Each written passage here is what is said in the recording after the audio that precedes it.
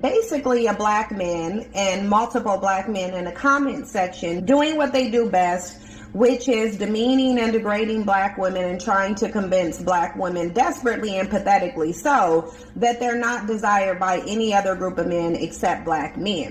Columbus police confirm they found local community activist Amber Evans in the water off the Whittier Street Peninsula. She'd been missing since late January. NBC4's Rob Sneed is joining us now live with an update. Rob, good evening. What have you uncovered for us tonight?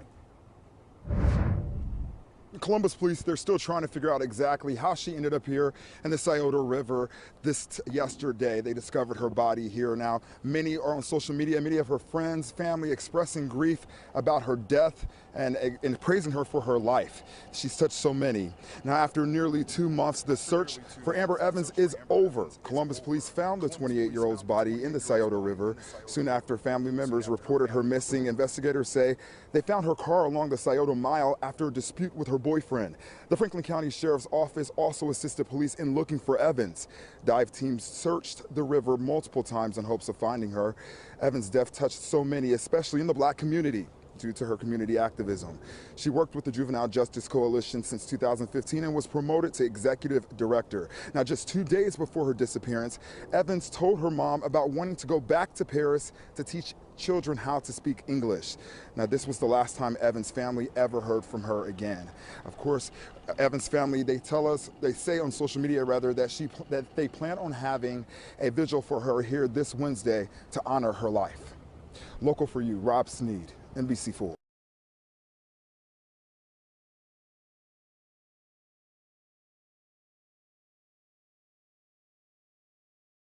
Now at 5, an update to breaking news. A murder mystery that lasted almost 7 years solved, according to the state attorney general's office. And the guy charged has been the main focus the entire time. Joshua Keetle is already serving prison time for rape. And tonight, the state's top legal official is accusing him of murdering Ty Thomas at Peru State College in December of 2010. Good evening, I'm Craig DeGrelli. And I'm Jennifer Griswold. Investigators have never recovered Thomas's body, but Keetle has admitted to having sex with her in his truck along the Missouri River.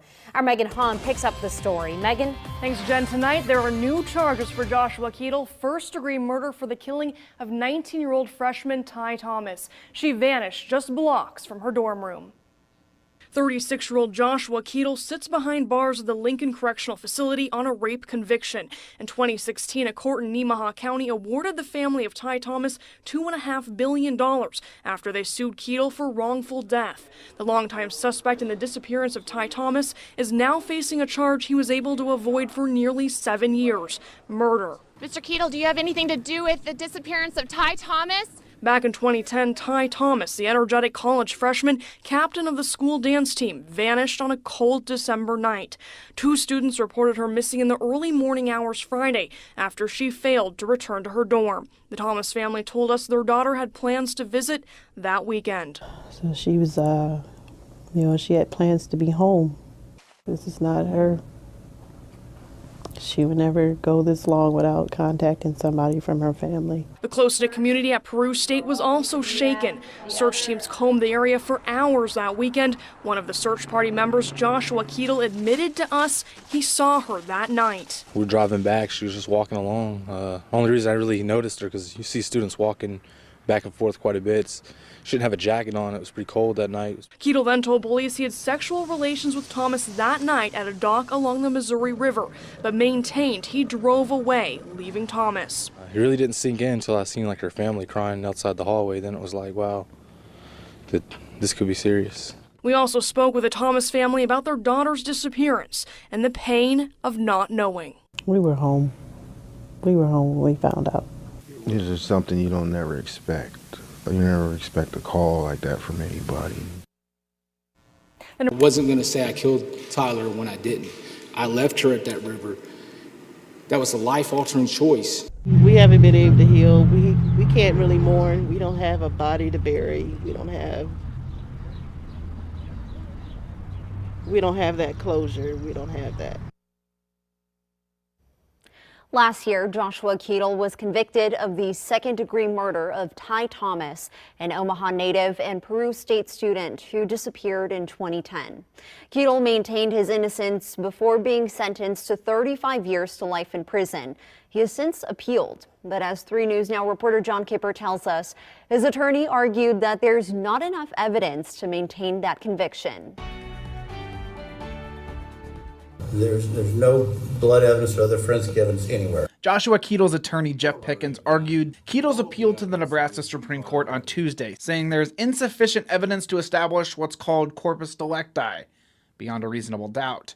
Corpus delicti is meant to protect people who make false confessions, forcing the state to have corroborating evidence when using statements from a defendant. But you can look at the evidence and determine that it was not sufficient to establish corpus delicti beyond a reasonable doubt. In the Keetle case, the state says in December of 2010, Keetle drove Tyler Thomas to the Missouri River in Peru, performed a sex act with her, and then refused to take her to Omaha. Tyler threatened to accuse Keetle of rape, which in turn provided motive for Keetle to kill Tyler. The state got some of that information from Keetle himself, with his story changing as more facts came out.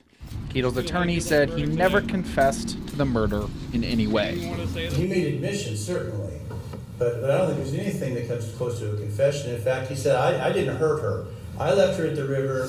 She was unharmed. I didn't do anything to her. Melissa Vincent with the Nebraska Attorney General's office says the state has GPS evidence, witness testimony, including from a former jail inmate, and other circumstantial evidence to show Keetle murdered Thomas. The evidence showed that Keetle desperately attempted to establish an alibi and repeatedly lied to law enforcement and others about being with Tyler or even seeing her on the morning that she went missing, all of which showed consciousness of guilt. Pickens said Thomas had alcohol and relationship problems, and there's plenty of room to believe that Keetle had nothing to do with Thomas's death, or even if she died at all. He said, I'll take you back to the dorm. She refused to go with him, and he left her there at the river, and that was the last her friends, her family, or Mr. Keetle saw of her. John Kipper, 3 News Now. The 1-year anniversary, Joanna Brooks went overboard a Carnival cruise ship. And now 1 year later, the Lafayette woman's family is still searching for answers as to exactly what happened and why they still don't know.